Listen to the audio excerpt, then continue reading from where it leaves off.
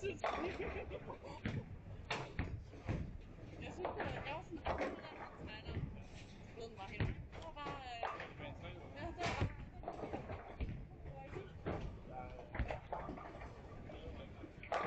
og så, altså, pigerne er allerede begyndt at rykke, altså, den får nok.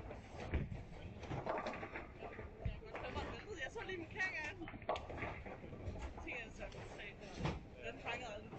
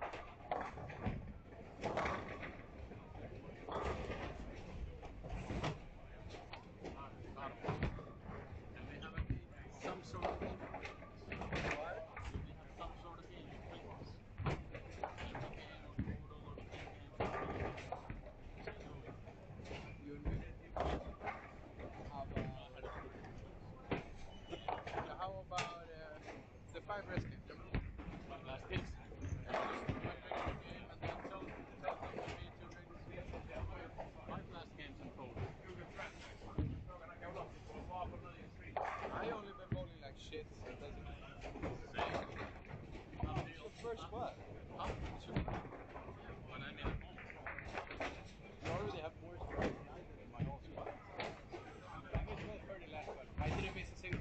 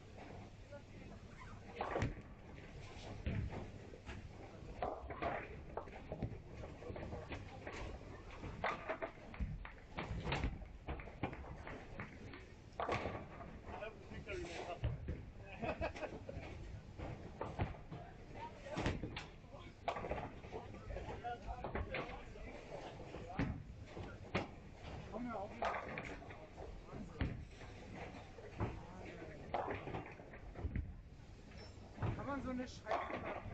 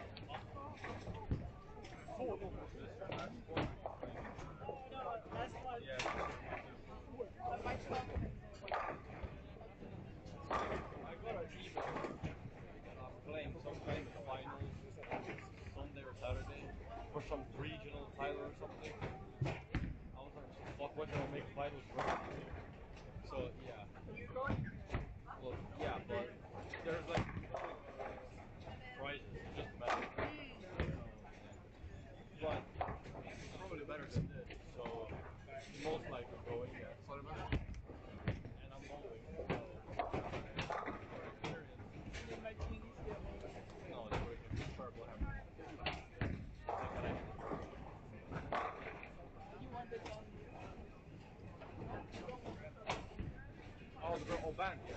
Fucking ban it every day. I wonder if it's banned. But, I mean, now that I'm not playing EYT, I don't really care anymore. So, I don't really care anymore. I'm not using it anyway. And TMC, they made it like unplayable with your thing anyway. And in the Swedish league, we don't use it except like 1 or 2 patterns. But other than that, yeah. I'm like 80% free. But now the Swedish league are Nehoy. It's 46 league. No fucking people ever. But I know some kids who so fucking play. Yeah. Split. One strike, Brooklyn, and that's it. I don't hold anything. Det är nu än så länge, men...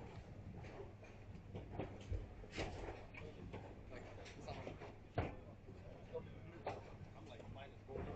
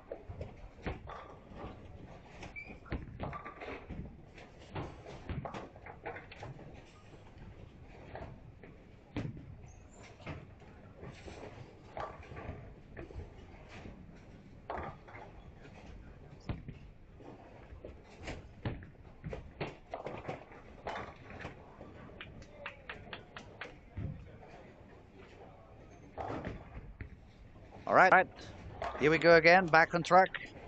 Sorry, it was a little bit of delay. It's a very busy day in the bowling alley. It's a lot of new bowlers arriving from all over the world. I also took a little bit of time to have some lunch in between breaks, and today we have a kind of a special event right after the second squad. We're gonna have a big party with a big buffet. We call it dinner with the pros. It's gonna be also friendly kind of competition called the Iceman Eliminator, which it's going to involve as many of the bowlers, of the amateur bowlers who want to participate. They're going to have a chance to bowl with the pros, and we're also preparing a little bit of music stuff and all over the. Yeah, it was a little bit all over the place, so it took me a little while to be back.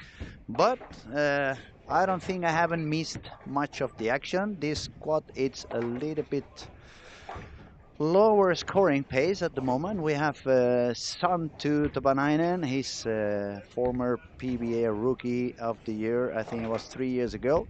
Santu is currently leading the squad with 39 pins over par, 639 after the games of 218, 216 and 205. Second place, it's going to be for Andrew Hall from United States. He's got 629, 228 on the first game, 193 on the second one, and 208 on the third one. Then we find a local Swedish, Oli Nijdam, 612. Oli began with quite a low game, 163 on game one, but he nicely recovered with games of 215 and 234. At the moment, I would say he's the one looking better because he's progressing. But as we've been telling you all week, games 3 and 4 are quite demanding. You really hit the traffic there. You start to move on the lane, and you have to really find out what goes on, what works, what doesn't work, what the bowlers who have been on that pair been doing with it before. It's going to make a big difference. They kind of burn it from the beginning at the warm-up, then it's going to push you so deep inside, you're going to be a little bit in trouble, and you just want to try to save that game. Have they done the warm-up by using perhaps some urethane deep inside, try to push the oil and make it a little bit longer? Maybe then that's the pair you want to really try to score a little bit higher. And we have been watching and witnessing this kind of motion happening all over the week. People is doing a very high game, and then all of a sudden, after they switch pairs, they get into some issues. It becomes a little bit more tricky. They find a lot less room, and as we've been commenting during the week, it's quite demanding pattern. It requires a lot of focus all the time. You need to spare very well, especially when you are getting yourself into a tricky pair. You don't want to give up any pins. And for those who are following, since the previous squad, we have a new overall leader, which is Ethan Fury. He shot 1379. Second position is remaining for our guy from Malaysia, Hakim, with 1375. And it's a little bit harder on this squad. I'm not so sure someone's going to make that high, but we still have 3 games to go. For what we see, we have seen a little bit of crazy moves. It's a lot of young kids on the lanes at the moment. As you all know, they tend to have a little bit more comfort by using urethane balls and getting the surface a little bit more dull.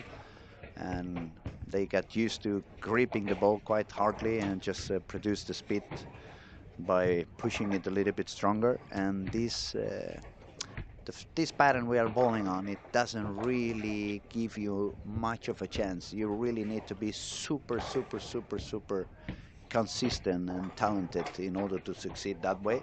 So far, the only one who has really managed to do okay by going really hard, it was Nate Purchase. But on the other hand, everyone else who has been scoring pretty high, they have been achieving that by letting the ball do the job, by weakening a little bit their wrist and weakening a little bit their release, letting the ball slide on the lane, especially try to control what the ball motion is going to be in the middle lane. Uh, we see some guys still using the pretty strong equipment with very big numbers on the course, and obviously when you have a low RG and high differential, that ball wants to reach sideways pretty soon. And since the oil is, yeah, it's 29 milliliters, but it's on the front part of the lane, not so much in the middle, not so much at the end. So the balls are really slowing down, and I believe that's the main reason why many people is having troubles to control that motion. We see a lot of people moving deeper and deeper and trying to lift the ball a little, loft it a little bit deeper inside, but it becomes a little bit tough to control. And as I was saying before, it requires to be super consistent. And the more muscles you use in your game, the harder it becomes to not only to keep the energy up, but to be consistent on that kind of movements. For me, it's very easy to explain. I would say if you go at your 100% rev rate capacity, it's not as easy to repeat and control as if you lower it down to 75% or something like that. Um, from the bowlers on the lane, at the moment, Santu is probably the one that's letting the ball do a little bit more of the work by itself. It's not really gripping in that much. Santu has a very high speed legs, very nice power step, and yeah, he's a big guy. He's got a big arm and wrist, so he doesn't really need to do much to get the ball rolling and moving in the lanes. Uh, Also, if he's a PBA Rookie of the Year, obviously you can expect this is a very talented bowler. So that could explain why he's doing quite okay, even if the lanes are pretty tough. Again, we welcome everybody who's watching and listening. If you have not yet subscribed to our YouTube channel, please do so. That's going to help us keep our content 100% free. It is completely free at the moment. We're hoping to keep it that way. So we ask you kindly to subscribe to the channel. And of course, since you're watching and listening, feel free to text us, ask us whatever you want to ask. And if you have any other questions, technical questions or so, just go ahead. I see Steven Salzman. How much is the entry fee? I believe it would be about 150 euros, $150 more or less, depending on the change, because we're talking Swedish crowns. So I think that the change is about that, approximately 150 euros or dollars.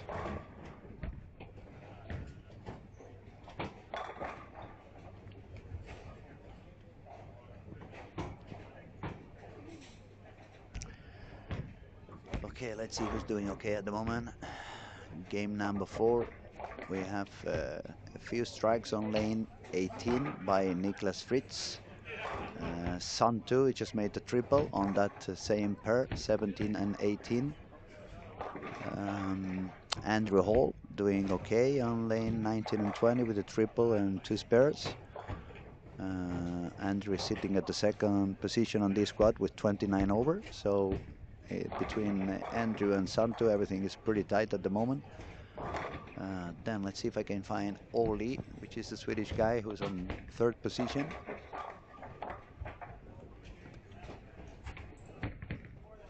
Yeah, Oli is bowling on 5 and 6. And yeah, he's got 3 open frames, no strikes, all the way to frame number 7. He's got 99 on the 7th frame, so that means if he strikes out, he's going to go all the way to 189. That's going to drop him down a little bit. He needs to strike out to remain over par. Who else was over par? We had Theodore Samuelsson, son of Jonas Samuelsson, former Team Sweden, lefty, now a senior. This is his son. He's also lefty, but he bowls 2 hands. A lot more rev rate than his father had. His father was really old school. It's fun to see quite a few kids who are the sons of previous bowlers that I have been bowling with during my time. For example, a couple of days ago, Raymond Johnson, he was in the bowling alley. We haven't seen each other for at least 5, 10 years, and he just came to watch his son Marcus. He's a very strong bowler also. Plays for Pergamon. Uh, we see also the son of Tore Torgersen and Linda Haglund. Um, let's see who else. We have also on the lanes on 3 and 4, the American kid Ernesto Reynoso. He drilled a weaker ball for this squad, but it doesn't seem that he has been having a lot of fun so far. He's fighting with it. It's a lot of people that they have the talent, they have the potential, and they do very good shots, but the traffic, it's quite inconsistent in some of the squads. And today it's proving to be quite inconsistent. It's a lot of younger bowlers, as I was trying to explain a little bit sooner. They have gotten so used to just grab the urethane and make the ball a little bit dull that it's becoming a little bit harder for them to control what goes on this kind of pattern. You really don't want to give any surface to the ball. You really don't want to get stuck into urethane. I think the only guy who can really make a urethane ball work properly in this pattern is going to be Jesper Svensson. But everyone else is going to have a hard time trying to do something with a urethane ball in the hand. Also, the PBA rule, it forces you to use a 78 hardness urethane. So obviously, if they want to use urethane, none of them can go to the purple hammer. None of them can go to pitch black. So it has to be the black hammer. It has to be IQ 78. I believe motif it's called Tank Rampash. But now I'm talking on memory because I don't really bowl for motif, so I'm not 100% sure. And yeah, I see a lot of people struggling on this squad. We have a couple of bowlers who are in the middle of the fourth game, and they hardly have 400 on the total score points. We have Mark Mates on 13 and 14. He's suffering a lot. Hopefully it's going to be a strong learning experience for him.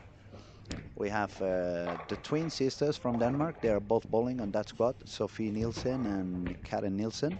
Sophie is on quite a good game at the moment. She's got double, 4 spares and a strike on lane 15 and 16. She's bowling with a colleague from Denmark, another very talented young guy, Nicholas Carter. He has a very funny fuzzy hair that I wish I could put some of that hair in my head. I wouldn't freeze that much. Nicholas just shot quite a beautiful shot on lane 15.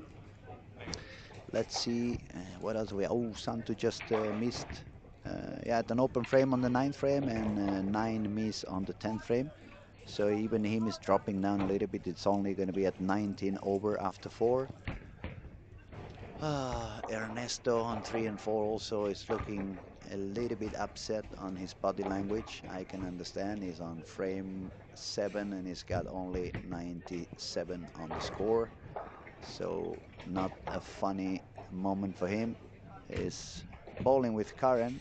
She started with an open frame, then it's a spare, strike, spare, and a double. We're gonna try to see what she can do on the next frame. It's funny that both Karen and Sophie are twin sisters because they're both completely different. One is lefty, the other one is right-hander. Karen is a little bit more of a follow-through, let the ball do the job. Sophie grips it a little bit more. She's moving a little bit deeper than Karen is, hooking the lane a little bit more. Oh, now she had a little bit deep in the head pin and another split. I feel very sorry for all these kids because they are really talented, but I don't believe it's their fault. And I don't believe it's their fault that they're not used to playing these conditions. I just hope that the people in the power, especially in Europe, they open up a little bit their eyes and they realize that we need to do something in order for them to, in a way, what I'm trying to say is I wouldn't like that if 5 years from now all these soft urethane balls get banished for any of the reason. And these kids have been only using that type of material for 10 years in their career. Half of them are going to quit bowling because they're not going to be able to adapt to whatever we give them later on. So if you are one of their parents or one of their coaches back in your hometown, when you get those kids back, help them visualize, help them understand they need to get better on the overall understanding of the game, help them to understand it's a lot more than just technique and throwing one ball. You need to understand about hand position. You need to be able to control your speed, increase the speed, decrease the speed, add some spin to the ball, or learn to go even more behind at some points and roll it a little bit forward. Not everything is about the power. Not everything is about high speed. And yeah, if you really love those kids and you want them to succeed for many more years, and all these kids at least have another 25 years of bowling ahead of them, help them visualize that, help them understand that, and you will be doing a great favor, not only for them, but for bowling in general. Okay, let's see who's doing good. On lane 1 and 2, Noel Torgersen is looking pretty strong in this game. He's got a double, three spares, and triple heading into the 9th frame. Where was he at the moment? And Noel, I don't see him on the top 20, so he had to be more than 45 below the par. And we see more of what we were seeing on the previous squads, but this time is a little bit more exaggerated. For example, I'm going to read some of the scorings game by game by the bowlers, and you will see what I mean. 163, 215, 234. 185, 185, 220, 230, 170, 170, 220, 180, 170, 170, 160, 230, 180, 160, 220, 180, 180, 180, 160, 200, 190, 160, 230, 160. So it's not any consistency. You don't see anybody doing pretty much the same score game after game. Nobody's really managing to survive, and it's hard on fresh, but depending on how they approach that fresh, it becomes even harder and harder as the day goes on and the games go forward. So this squad, I'm adventurous to say, but I think nobody's going to make the cut on this squad. It doesn't look like anybody's going to shoot 1300. I may be wrong, and I hope I'm wrong, and hopefully we get surprised now on the 5th and the 6th game, which happen to be the turbo games, and hopefully someone finds a way to do like a very high game.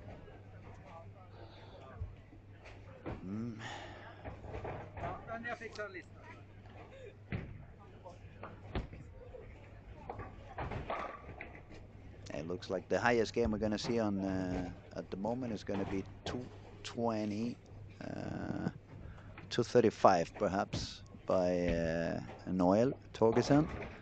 And everywhere else that I'm looking, it's 180, 190, 190, 190, 150, 180, 160, 150, 180, 150, 160.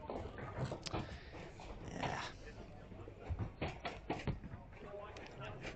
I think Christian Jonas is going to start getting some charming comments pretty soon after this squad.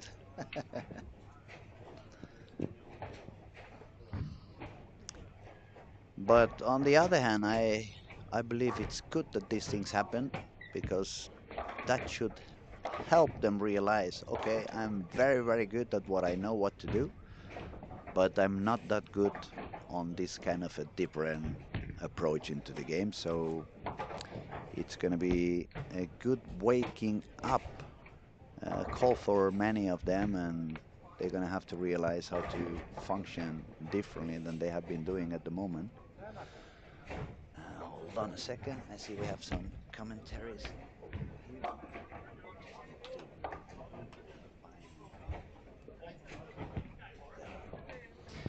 Steven Sussman, I'm predicting the only one player will surpass the plus 47 cut score. Yeah, it looks like that, but even if they shot 50 over, I don't think it's going to be anywhere near to make it into the final. Um, probably you need at least 100 over, maybe a little bit more. So even if they shoot 47 or 50 over, which is the cut at the moment, 47 up, it's not going to be enough. By the way, Steven, since you are predicting that only one ball is going to be plus 47, who do you think that's going to be? Is it going to be Andrew Hall? Is it going to be Santu? Or somebody else? Let me know.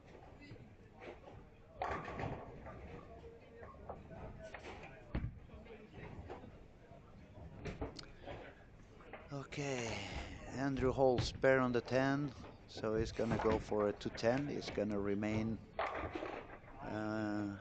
over par. He's going to be on 39 over if he strikes, which is going to give him the lead of this squad due to Santos' 180 game. So he dropped down to 819. And no matter how much I try to see, I don't see any other 800 over there yet. No, I only see Santu and Andrew Hall currently on a over 200 average. Okay, Andrew Hall decided to try something different on the 12 frame, but it didn't really work out so well.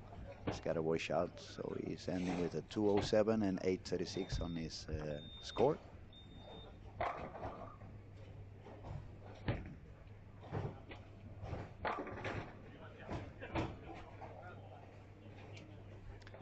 Okay, you think Chase is going to be the one shooting at least 47 over? Let me find him because some of the scores are moving again, and I need to find where he's going to move in ball and find out what's his score at the moment. All in Edam went down to 776. Santu is now bowling on lane 1 and 2. He started with a strike.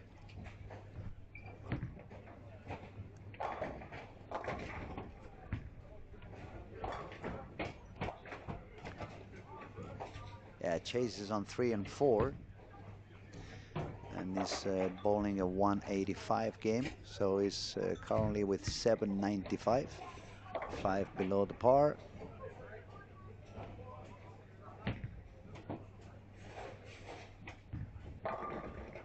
This squad is becoming pretty tough. I still believe it has to do probably with the presence of so many younger bowlers. They're not that used to this kind of pattern anymore. It's pretty demanding. They get a little bit exhausted. If you are now watching, if you go to lane 15 and 16, you will see one of the things that's happening quite a few times. I think this is the 4th time already I see somebody just taking the 6 and the 9 pin. So that means you miss a little bit out, the ball skids way longer, and you get yourself into trouble.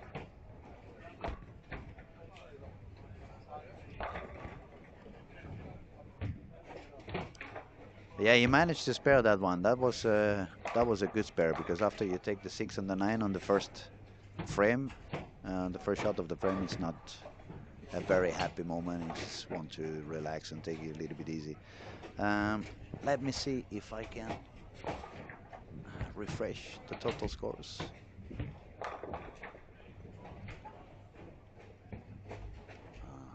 There we go. Now we need 1 more minute. There was some bowler that was just making the 10th frame, completing the 10th frame. So I need a couple of minutes before I can refresh and find out the scores for everybody. But yeah, very good bowlers with quite a low score at the moment. So it's probably one of those squads that you are not going to be happy that you've been bowling on. Ernesto Reynoso, for example, is with 676 after 4 games. I'm sure it's not what he was expecting to see on his score, especially after he drilled a new ball to try to overcome what he's finding on the lanes. He had a very good reaction on fresh, but he was having a little bit of issues after the first couple of games. And unfortunately for him, today he's not only not working on the middle games, but he didn't start as high as he usually does. He's just shot 201 on the first game, and then he's got 159, 177. The local hero, Carl Walgren, also fighting a little bit with the lanes. He had 225, 182, 178. We'll try to find out how he's doing after those 3 games. And we'll try to refresh one more time.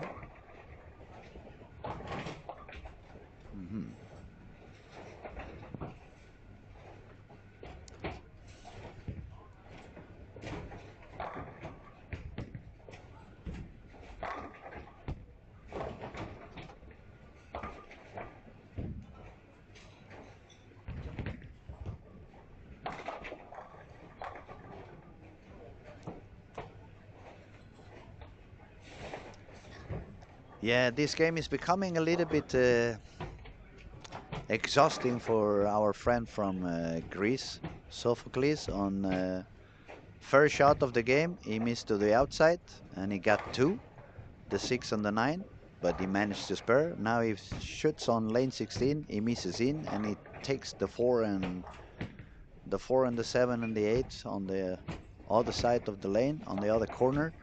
So that's a 2 spare and a 5 spare. He's probably very happy that he has managed to save both spares. But it has to be exhausting. I mean, I see this happening to a lot of bowlers at the moment when the energy starts to run on a little bit lower, and the brain doesn't want to carry on with that kind of suffering feeling that the game is becoming very hard and it's a little bit disappointing, and then you know, you want to kind of want to give up, but these lanes are not allowing you to give up. As soon as you lower a little bit down your focus, you get yourself into trouble very, very quickly.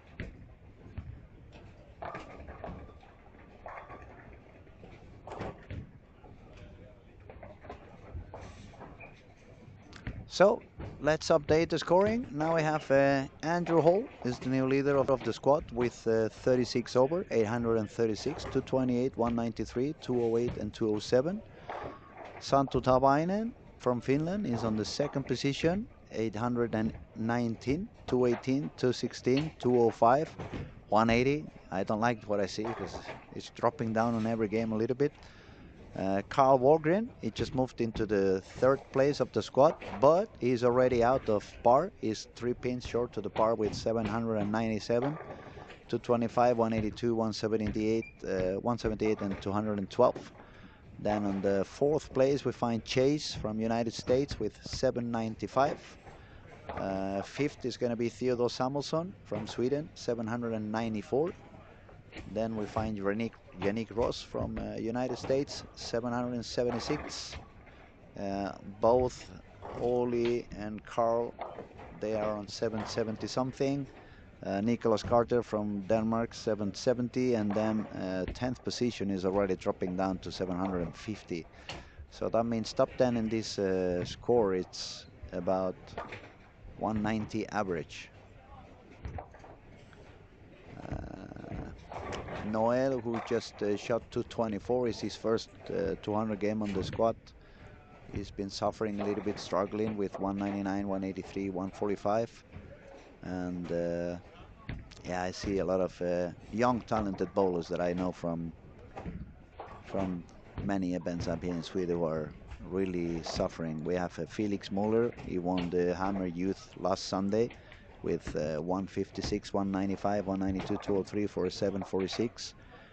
We have Tomo, which is a guy from Slovenia, but he had moved to live up here in Helsingborg, so in a way he's a local, but he's also struggling a little bit. 180, 167 to 10, 174, so he's down to 731.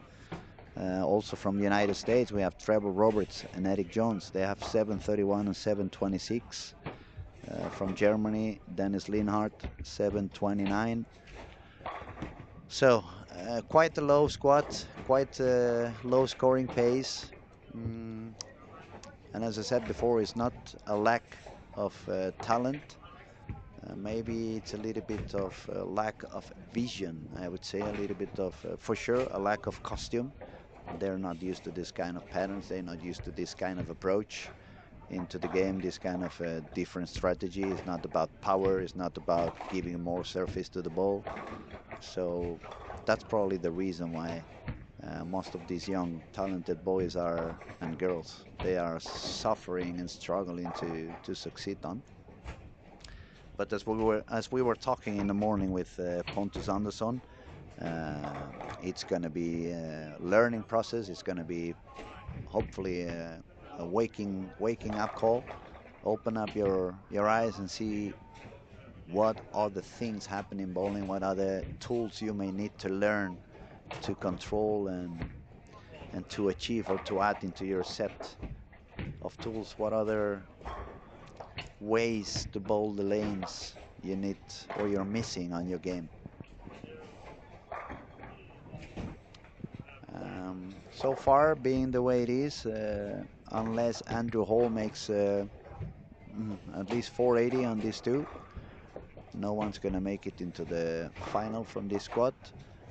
So the biggest chance they're going to have to succeed at any moment now it's going to be by making a very high game, either on the 5th or the 6th game, and try to achieve their spot to the final through the turbo.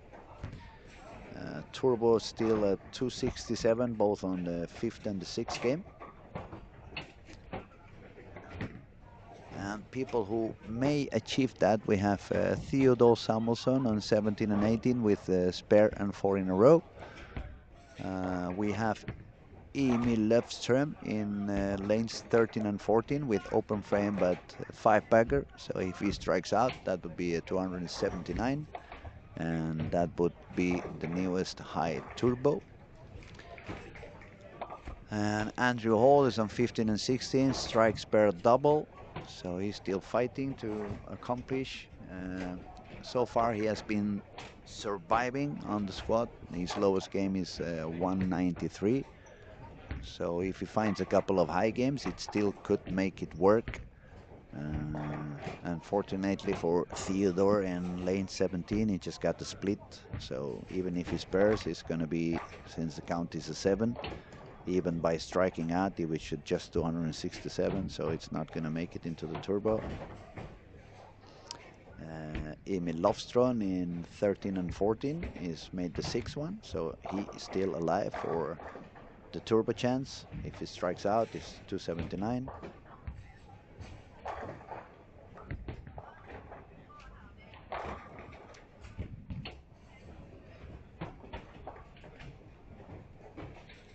Sun 2 on lane 1 and 2. He's got a triple to begin the game with, but then he's got a split in a couple of spares. So he's currently with 104 on the 5th frame.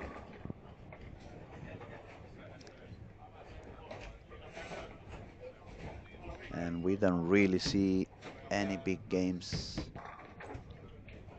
anywhere else in the alley at the moment.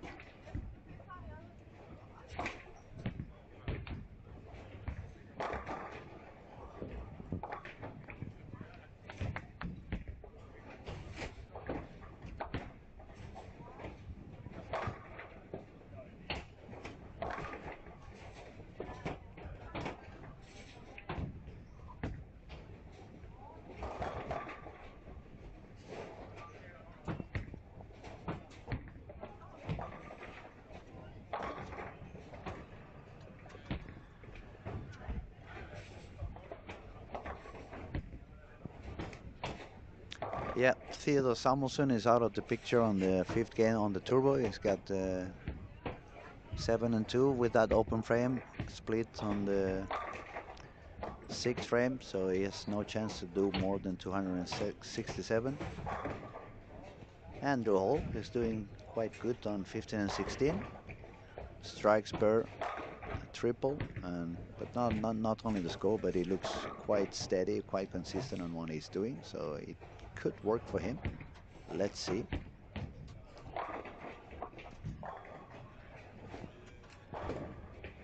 Now let's see Emil making the shot on lane 13. It's quite deep inside, lifting it quite deep in there.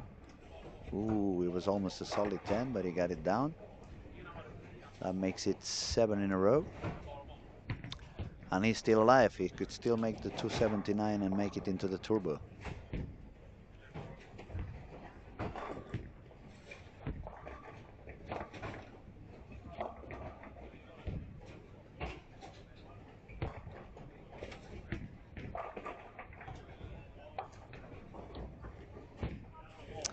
Steven says, I think Eric Jones will figure it out. Big fan of the kid. What do you think, Eric Jones?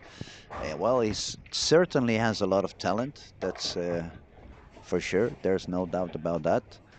But I believe many of those guys are just, since the squad's not going to pay out for them, they are trying different things, different approaches, trying some different lines and areas to see if they can perhaps find something that could work on the next squad they bowl on.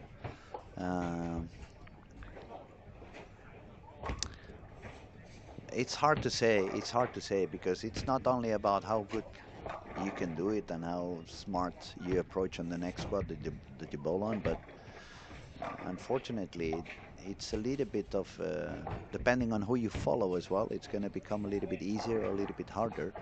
So it's not only about you, but also a little bit about people around you on the lanes.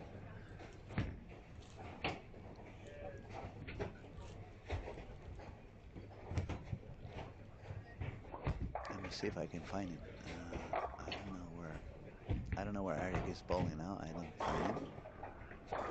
Yeah, now I found him. It's on lane 5 and 6. Spare, strike, spare, 7-1, double, and split.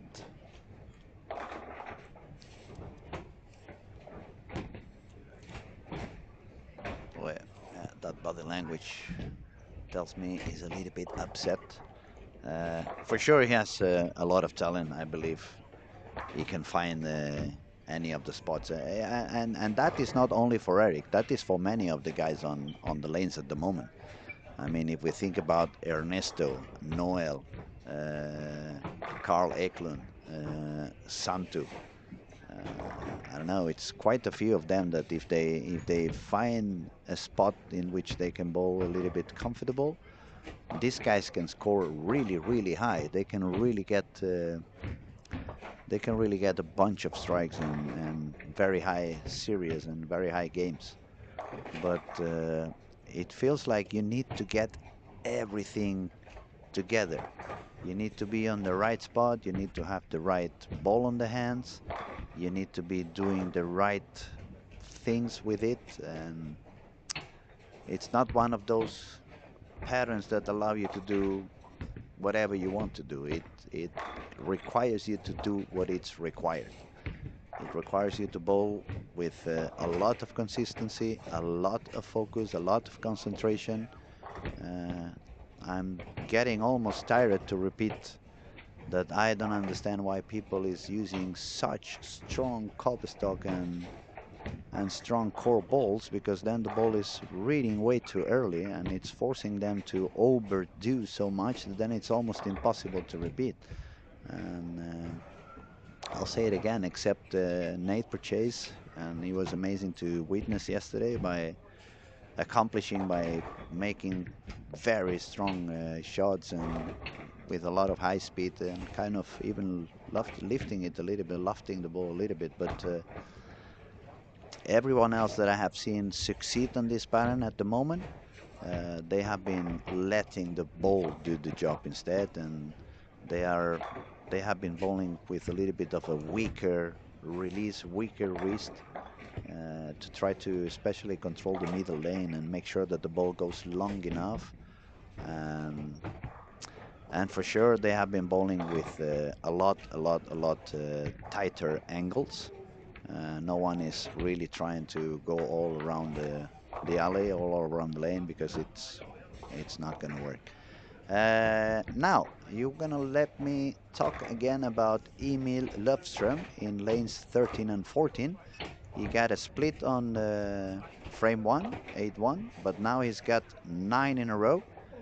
He needs one more strike to go for the 270s, which would actually put him on the first position on the turbo on game 5. At the moment is 267 for Kyle Trupp. So this is a crucial shot for Emil. Oh, not what he wanted.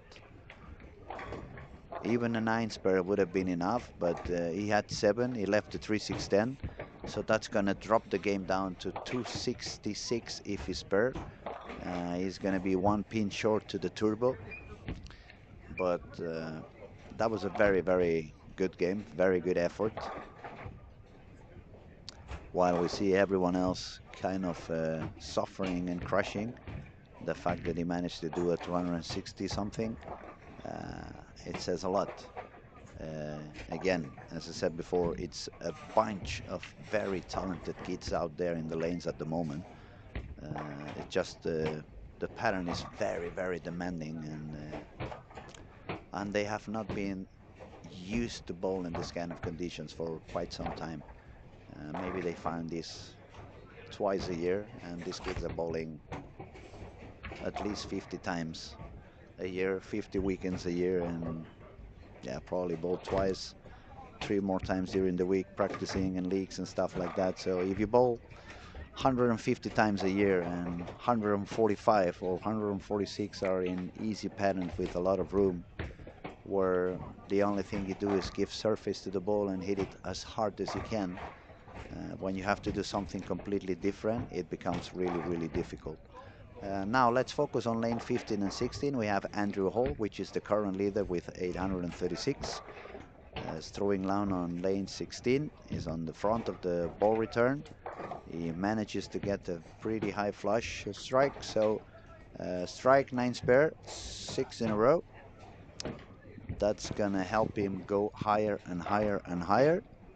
If he manages to strike out, it's going to be a 280. That's going to be not only good for the turbo, but it would put him with a score of 116 over and give him a chance to do afterwards on the 6th game another maybe 220, 230 and secure a spot on the final.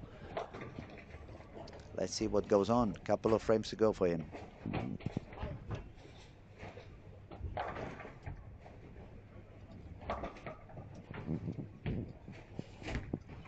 Bruce Hall says, thank you for your excellent English. Appreciate it here in the US. Well, I thank you very much. I'm trying to do my best to make myself understandable. Please apologies and excuse me if I do any mistake. Obviously, English is not my own language. I'm from Barcelona, so I use either Spanish or Catalan as my daily basis language. And also up here I speak a little bit of Swedish with some of the friends, so sometimes my brain goes a little bit blurry and starts mixing words and languages, but I truly appreciate your comment, Bruce. Thank you so much. Okay, let's see. Andrew Hall's gonna make a shot on lane 15 again. So all the way to the 9th frame. It's gonna be very important for him if he gives himself another strike and gives himself the chance to strike out for the 280 game. Let's see what goes on.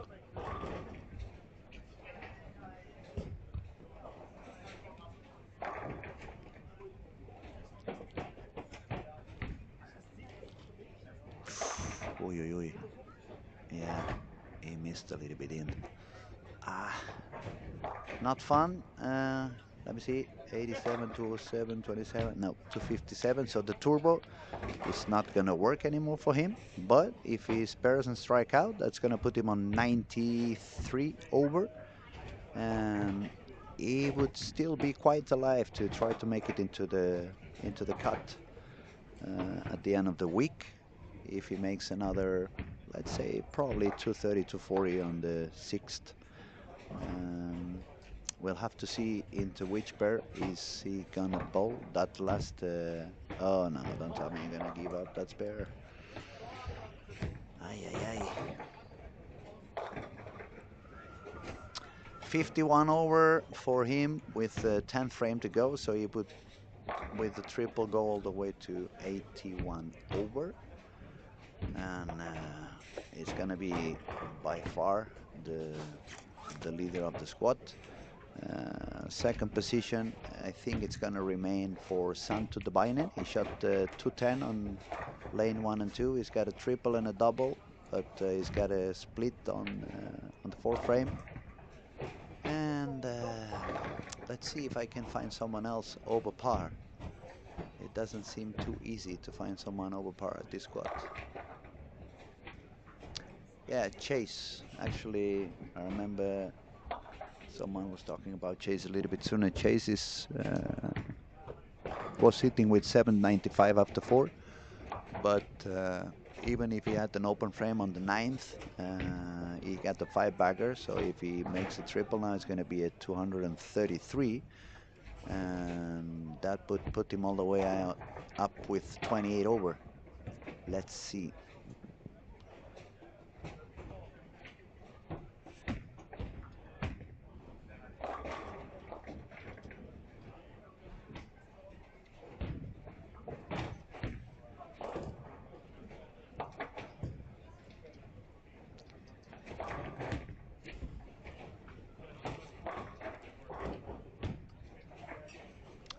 So for those who are watching now, I would say if you really pay attention to what most of the bowlers are doing now, you see a lot of balance losing at the very last step, and that is because they are trying to produce the speed on the ball again. They are using their muscles on the arm to try to make the ball go faster. And yeah, some of them they achieve to make it go faster, but they don't achieve to make the ball go longer. And that's why it's not paying out, and that's why the scores are getting lower and lower. And well, it's not that I haven't given them an advice right before the squad. I did 30 minutes DJ music playing out there, and one of the songs I played was Smooth Operator, and I tried to say pay attention to that song because that's what you want to have later on. You want to be smooth, but I guess they didn't hear me well.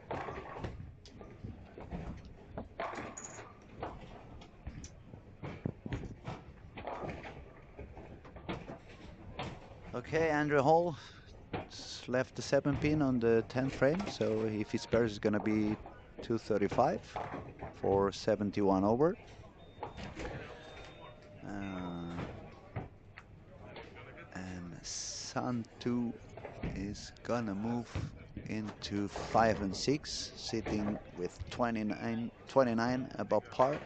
And Chase is going to be the third bowler above par with 18 over. So it looks like we only have 3 bowlers above the par at the moment.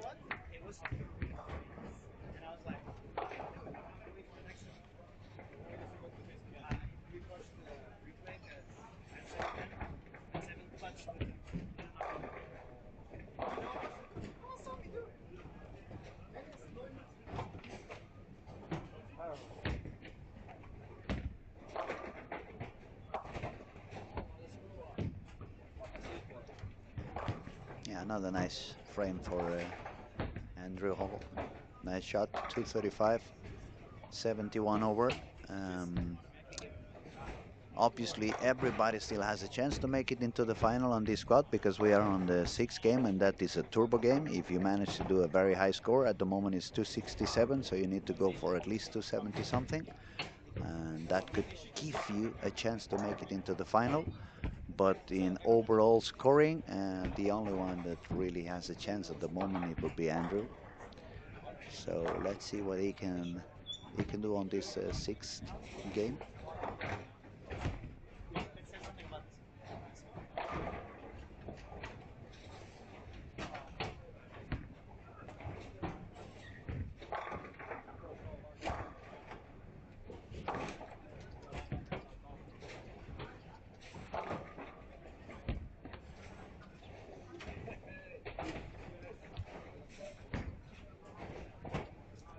It's a little bit more quiet these hours in the YouTube channel. I hope that you haven't left me alone because you don't see as many strikes as we've seen in some of the other squads. Stay there, grab a cup of coffee. We still have one game to go. And for those who have not subscribed yet, make sure you subscribe into our YouTube channel. We're going to have a lot of content coming during the week and even after this event with some PBA regional and some national Swedish league, which is really something you must see if you haven't seen anything yet before. A lot of talented bowlers, some of the PBA guys also coming to bowl the Swedish league. And it's a really, really terrific atmosphere, electrifying. Did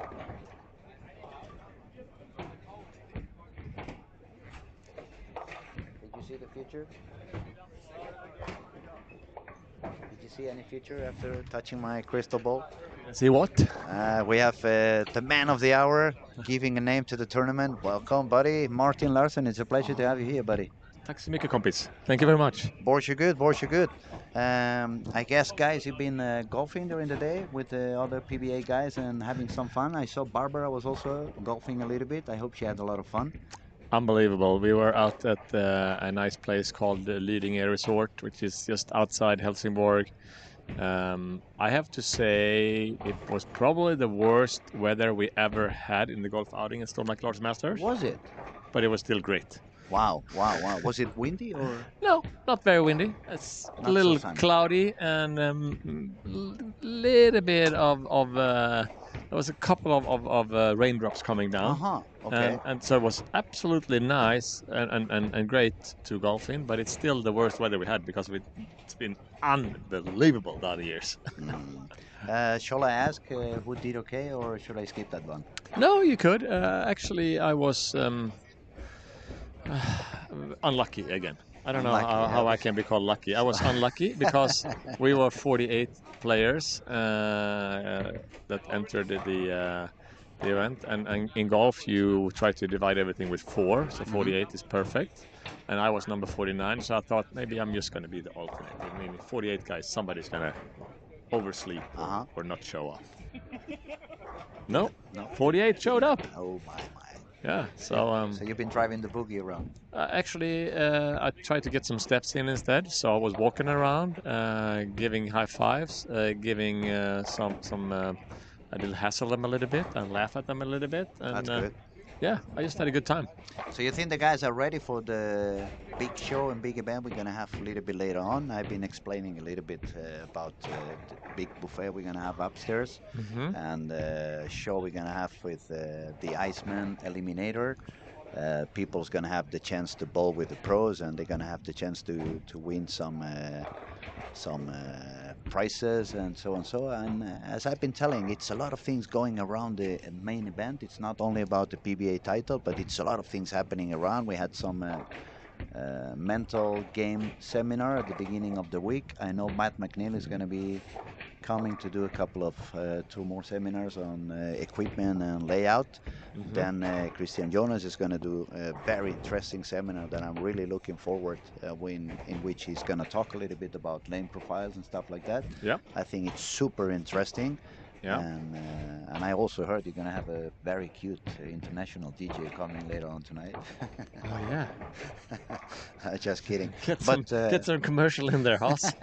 No, it's you're right. It's a lot of things happening around the event, and this is a big bowling event, and it's very serious for a lot of guys. It's serious for some bowlers coming here to try it the first time. It's serious because there's a bunch of guys actually making a living out of it, and we still try to kind of break that seriousness a little bit with having some fun. Like today is a little bit different. Like a bunch of guys go out golf, but tonight it's also all about connections and having a good time, talk with people that you maybe don't see anywhere else. Absolutely. Relax. I think it's wonderful that for so many of the amateurs bowlers that they only get the chance to see those big stars on the YouTube or on the pay TV through the satellite connections. The fact that they can not only see them bowl live, but they can get the time to get to know them maybe get an autograph, take a picture with them, talk to them for a little while, and really discover how open they are and how humble and how easy it's to talk to them. I think it makes the week more than worth it. And I keep telling everybody I know, you guys have to come up here because this is a lot more than a bowling event. It's like a friendship reunion, and it's a big family of bowlers. And the only big difference is that a few of them are making their life on the sport, and the chance to get to know them better, the chance to have fun with them and get to know them, get a picture, get an autograph. I think is also inspiring. It's motivating for the especially for the younger kids. Today we had to talk a little bit sooner with Pontus Andersson. He was joining me on the first quad streaming. Nice. He explained he has come with 13 kids from the bowling school in Nässjö. Yeah. He has been explaining a little bit of the history of the Swedish bowling school. He told us how many world champs you guys have came out after being in that school. Patrick being one of them. Yeah, exactly. Actually, Patrick's father, I think he was the one who started the bowling school in I think Nässjö, so too. Christer. Yeah, he was one on for sure. Yeah. And my first coaches were coming from that school as well. Patrick Bowman, Thomas Leandersson. I mean, all of them have been at some point they have stepped into those. No, that Nässjö place is great for sure, and basically one of the things that we were really keen on when we started this tournament was to try to get some great bowlers over here, because I think personally, when you see an idol or a superstar of the game, it makes you want to get there. It makes you want to lace up the shoes one more time, practice a little bit harder, learn more, and we really try to give the people a chance to do that here, both to see them, talk to them, maybe bowl with them, and in this case also maybe listen to some of the good ones like Matt McNeil and Christianas to get to learn more, because it's a complicated game. You don't learn it. You don't become a pro in on 15 minutes or a day. No, it takes a long time. It takes a very long time. It takes a lot of discipline. It takes a lot of will. You really need to put yourself into a lot of working process in technique. But the game has been evolving. The way the game has been evolving, it now requires a lot more than just having a good technique. It requires a full understanding of the lanes, how to read the lanes, how to adapt to whatever the traffic is causing in those lanes, instead of blaming the lane guy like we did 20 years ago when he had when we can still do that, huh? Yeah, but now we just do it for making some fun on him. But understanding the bowling balls today, understanding for me one of the things that it's crucial nowadays, I don't know if you agree with me, it's understanding how the pin falls. If you don't really understand how the pins are falling, you're never going to be sure, am I on the right angle, am I having the right ball? You can have a perfect technique and be on the right spot on the lane in which you find some margin of error, but if you have the wrong ball in the hand, it's not going to carry as many strikes as you need. Yeah. And I was talking to Thomas, the guy who actually helped us a lot at Scandic Oceanhamnen, which a lot of the bowlers are staying. We got a great rate and a good collaboration with them, and he was with us golfing, and he was out here now watching the game, and he doesn't really understand it. And I said, it's basically like if you take a 9-iron and try to hit it 200 meters, you basically nobody could do it. No. And if you take the wrong ball and try to win a bowling tournament, it's basically the same thing. Like, it's almost impossible to bowl as good as it takes to win a tournament with the wrong ball, with the wrong ball reaction. Yes. I don't say there's only one right ball. That's not the case. No. But you need to be lined up and have some kind of close to the ideal ball to win a tournament like this. I remember when I was a kid, we used to think about the bowling balls, which one hooks most and which one hooks less. Nowadays, when I'm coaching, I'm trying to explain them. You don't want to think in that way anymore. You want to start thinking which ball hooks the sooner and which ball hooks the latest, so you can try to understand the way they work. To give you an example, I don't want to use a ball that reads super early with a breakpoint very deep inside in the lane, because then the angle is going to be super weak and it's going to be hard to carry. On the other extreme, I don't want to have a ball that hooks super late, having it too far on the outside, because then the angle is going to be super strong. And when I hit the pocket, it may strike, but as soon as I'm a little bit outside of the pocket, I'm gonna leave the six pin. I'm gonna leave some splits and stuff like that. So I think the idea of you guys having some seminars around the main event, especially when you have all these beautiful ideas like bringing youth team Sweden, now the school from Nässjö, for all these younger generations, the fact that you give them tools to get better knowledge, tools to understand the game a little bit better, and especially, as you said before, the motivation that it gives you to meet your idol and to see him bowling live. I remember when I was 14, 15 years old, and Thomas Leandersson, he teach me how to bowl.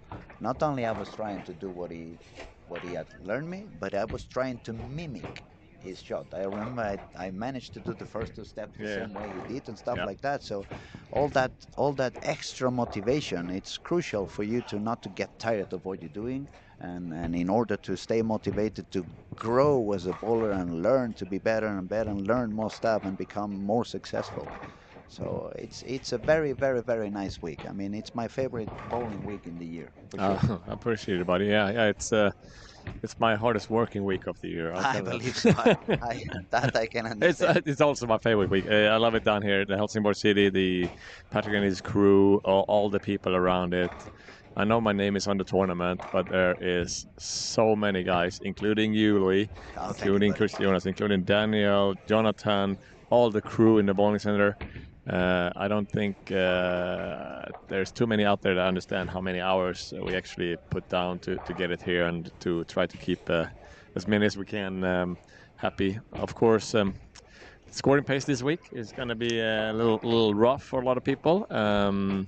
And the one thing behind that is I really want to have different type of ball motion from year to year. From one year to another. Yeah, exactly. I don't want like Jesper had a great year last year. Actually, 2 years ago he was bowling well as well, and he might do it again. Who knows? But I don't want the thing that everybody knows. Okay, I'm going to go to Helsingborg and I know I'm going to throw that ball at that arrow and it's just going to be fine. So we want to try to mix it up, and this year it's a little deeper inside and it's a little tougher, flatter. Reminds me of some of the first tournaments I had on tour when I got over there, and it was basically a slap in the face. Like, if you think you're good and then you got out on this, if you don't throw it good, it will hurt. It will sting. It's funny you say that, because I've been mentioning the previous games just before you arrived. I was talking about since there's so many of the young kids from the Nässjö bowling school and a few more other super talented bowlers like Carl Eklund himself and Tomo, for example, he's from Slovenia and he moved into Helsingborg. He's bowling now in Helsingborg. But I think it's going to be a kind of a wake-up call, a kind of open up your eyes to see that bowling is a lot more than we have been experiencing in the last 2 or 3 years. It's been a little bit of a current where many of the young kids they pretty much got used to use a lot of surface on the ball and just throw it a little bit harder, and because they score so high and they do so much strikes, all of them felt like that's the way bowling is played. That's the way things are happening, and that's mostly the only thing they see on the lanes lately. So the fact that they can find themselves in these kind of troubles where it requires them to think, to analyze, to adapt themselves, to see that what they usually do, it's not working anymore. On this pattern, I haven't seen anyone that has succeeded after giving some surface to the ball. Except Nate Purchase, I haven't seen anybody succeeding by throwing it harder. On the contrary, we have seen, for example, Ethan Fury in the squad in the morning, and later after the squad when I interviewed, I'd make sure to ask him, because I wanted to make sure I was right in what I was seeing on the screen, and he admitted that. He said, yesterday I was trying to loft the ball a little bit. Today I did the opposite. I try to let the ball cross the lane. I try to be a lot smoother in my wrist. The same thing worked for Ryan the day before, Ryan Barnes, the son of Chris. And so all these kids, or this new generation that get used to the urethane motion and grabbing the ball so hardly, the fact that they discovered that bowling can be also about letting the ball go, becoming consistent, and not give the 100% of the power, but focus a little bit more on aiming, sparing, lane reading, choosing the right ball. I think it's a very, very good for them. It's a little different way for sure, and still you look at even if this squad is kind of low scoring compared to other ones. The first couple of names: Andrew Hall, Santo, and Chase, and Theodore, and Carl, and Yannick Newell. Those are good bowlers. They're struggling to get the 200 average. That tells you they're pretty rough. They're not unplayable. I've seen some guys throw pretty hard. You can do that, and I've seen some guys throw pretty slow. But overall, you need to bowl good. You need to repeat, and you need to make some good decisions, and you need to shoot your spares. Other than that, you better put your name on the line to re-enter. Absolutely. It's a big waiting list. Actually, I saw the waiting list is getting bigger and bigger, so some people may be getting scared, like, oh, maybe I need to bowl one more time. Let me put... There's always problems. It's if you don't have money, it's a problem to get money. If you're rich, you got other problems. If you have if you have not enough bowlers, we got a problem because we don't fill the lanes. If we have a lot of bowlers, which is great, absolutely fantastic. But now we're going to get into the situation where we only have 20 lanes and we probably need 30 or 40. It's an unbelievable great problem to have, still a problem. I would love everybody that likes to bowl to be able to bowl. But that's just a hint that in the future, if you would like the best chance you can to bowl as much as you want in this event, you need to sign up early and get your names up there. It's becoming pretty popular, and I'm super happy about it. The best tip we can give them is for next year, try to book some squads a little bit more in advance, so you make sure you don't run out of spots. Yep. And I can't promise anything on the scoring pace or pattern. The only thing I can promise is it will not be the same. I can promise you one thing. If my health allows it, next year I'm going to bowl for sure. There you go. Now we're going to miss our commentator. But I'm not. You think I'm going to bowl that many squads? I don't have the energy. I would bowl. So what do we have here? We have Andrew Hall at 71 over, and he is bowling on. He's up there on lane 11 and 12. I haven't been commentating enough to 11 and 12. He's only got one strike, one open frame, so he needs a couple of ones. Yeah, he needs a few strikes over there. Actually, same pair as Chase Nadeau. It's another great bowler from the US here for the first time. Actually brought his family. Lovely. I know his dad used to run some big events in Vegas back in the days when we started going there. So that's a pretty good shot right there, huh? He's been doing quite good. It's been very good to see. Also, if you look at his score, he hasn't really fallen down in any of the games, and that tells you a lot. I mean, we have seen when I look at the scores, I see a lot of 160, 170, 140 games, which are super expensive for many of the kids over there. And one of the things I'm liking about Andrew is that he's so focused and carry on taking his spares, trying to hit the lane the right way and trying to hit the pocket over and over again. And the thing you see with the good bowlers is, like, even if they don't really have a chance to score this squad, they're still trying things and they're still throwing shots like it means something and try to get something out of it. There's a bunch of bowlers I've seen, like, okay, they don't have a chance, they fool around and they don't care and they just want to get it over with. Yeah, get it over, but then you lose you waste a great opportunity to learn something for the next squad you're going to bowl on. If you pay the money to enter this one, and I think you should take the advantage of trying everything you have, because it's hard to practice on those conditions. Whatever the lane takes you when you bowl in this environment and this field. So it's that's a tip to take with you. Always try something. Always try to learn something. Pick up something.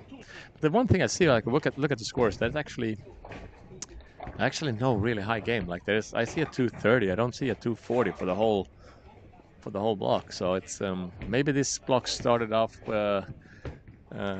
They maybe start a little During the wrong. warm-up, it was a little bit messy, I must say. I was standing out there, looking at the people doing the warm-up. I like to, because it's a little bit harder when you are on the screen. You Yeah. don't see exactly what balls are they using, how much or how little surface is on it. Yep. And so I spent a few minutes out there, and it both happened in the morning, but especially even more now in the afternoon. There was a lot of young kids. Some of them even tried to do some shots with the urethane. Yep. A few of them were still giving some surface to the ball right before we started, and I was like, I was scratching my bald head, telling me, I think this squad's gonna get a little bit tougher. It's gonna be even tighter than we have seen in the previous squads. Yeah. And Like it maybe. There's some yes. really good bowlers out there, and from now on, obviously tonight we're gonna have a little bit of fun, both on the lanes and off the lanes here at Olympia Bowling. But from Thursday morning, Friday, Saturday, that I wouldn't like to say that's when the tournament really starts, but it kind of is. Like there's a bunch of squads to be before, but this from Thursday on, it's just bowling. It's when all the good ones really dig in. Some of them have started with a squad or two and learned something, and some of them just arriving. But then it's when it's like game on, really. Yeah, it's gonna be gentlemen, start your engine, go for it. Yeah. It's gonna be all the PBA guys are gonna be here. All Team Sweden's gonna be here. A bunch of Finnish bowlers, Norwegian bowlers, Danish bowlers. We had some German guys we joining have- us at the golf course today. There's some good ones. An Italian. Basically, the elite field of Europe will be on the lanes, and 20 to 30 guys from the States.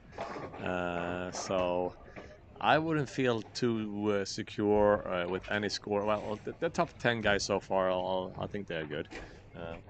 But that's the whole thing with the early birds, to give the Swedish bowlers and the Danish bowlers that are close a little extra chance to get there, a little cheaper, and some extra spots to bowl for. But there could be a lot of changes in the scoreboard those next couple of days, for sure. So finally, we are almost reaching the end of the squad. We're gonna leave you guys pretty soon. Unfortunately, no one's gonna make it into the turbo. I remind you, it was a 267 game on the previous score, fifth game. Emil Löfström, it was so close to get a 270 game. He just left the 3610 on the 11th frame.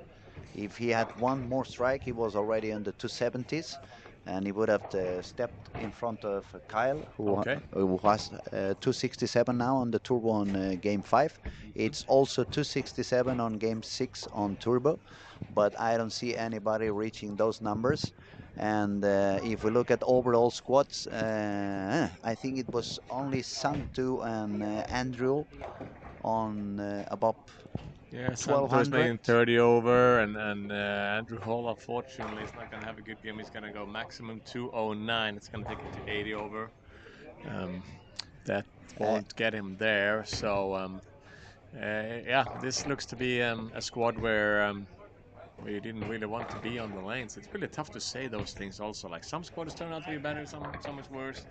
Hard to find that common key why that. No, definitely. I mean, that's the reality of bowling today. When we were kids and we bowled these hard urethane balls or even rubber balls in wooden lanes, we would move maybe 3 boards after 6 games. Nowadays, with this equipment that is so strong, you move sometimes 6 boards during the warm-up. So things happen, and that's the way it is. I think we're gonna say goodbye onto our audience, and we're gonna go out there. It's a lot of stuff coming right after. Absolutely. Maybe time for me to go take a shower and fresh up a little bit for tonight. You go take a shower and go out. I'm gonna go out and take an interview on Andrew, because he's gonna be the leader of the squad. Let's get some information on what he felt, what he could do better, what he could do worse if he bowled before, see what he felt different happening. Oh, that was a rough solid 7, yes. Yeah. And everyone else who's been watching, thank you so much for your support. Thank you to all of those who have been subscribing to our channel. If you haven't done yet, please do so. It's still for free. Helps us, helps bowling. Absolutely. And Martin, thank you so much for being here, spending some time with us together. It was a pleasure to talk with you for a little while and get your perspective Thank you both very on much, the Louis. And outdoor and now you the actually event. can show up and get your real skills at the DJ booth tonight, huh? Yeah, now you mean I'm not that good at Yeah, you are talking on unbelievable. the on the You're microphone. unbelievable with the mic. If it's in front of the DJ booth or whatever, talking about bowling, it's fantastic. It's very great to have you. We're super happy about having you here, helping us out with interviews, commentating, everything. So It's very fun for me. It's a pleasure to be here, and I hope I can come for many, many years to come. So. I hope so too. Everybody back home, have a good night, and we'll see you again. We'll be back tomorrow. Tomorrow we start 9 o'clock. First squat in the morning. Now Is it you 9? asking 10? me tough questions. Well, I think it's 9 o'clock. Yeah. I think it's 9 o'clock. I'm not 100% sure. You just go into our website and you can find out the scoring. You can buy some of the merchandise we are selling. And it's been a pleasure to be with everybody out here. Have a lot of fun. Have a good day. And I'll talk to you tomorrow. And for you guys that has a chance to go to the bowling center, I would suggest you go practice and get lucky. That was a good Bye-bye. one. Bye-bye.